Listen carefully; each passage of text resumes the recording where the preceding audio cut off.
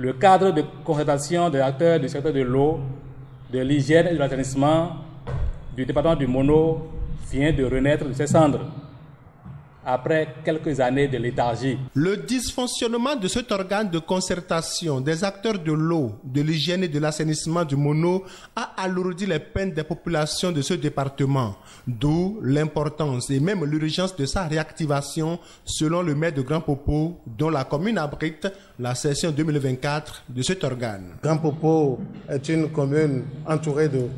Mais sur cet arrondissement, nous n'avons que 2 arrondissements pourvus d'eau. 7 autres délaissés, dépourvus.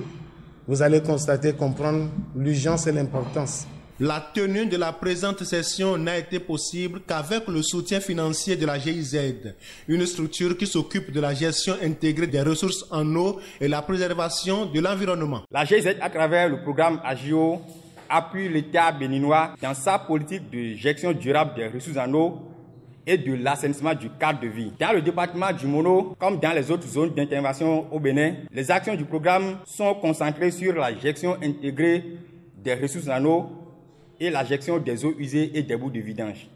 Nous sommes réunis aujourd'hui à la mairie de Grand Popo pour renaître le cadre de concertation des acteurs du secteur de l'eau, de l'hygiène et de l'assainissement du département du Mono. Nous espérons que cette session marque effectivement la reprise de l'organisation régulière du cadre de concertation des acteurs du secteur de l'eau, de l'hygiène et de l'assainissement dans le département du Mono. Le préfet du Mono a, à l'entame de la session, rappelé à l'attention des participants en quoi cette rencontre est capitale pour la solution des problèmes liés à l'eau dans le département du Mono. L'objectif que nous visons est de dynamiser le creuset de rencontres et d'échanges de tous les acteurs intervenant dans le secteur eau, hygiène et assainissement en vue d'appuyer efficacement les communes du Mono dans le processus de développement local.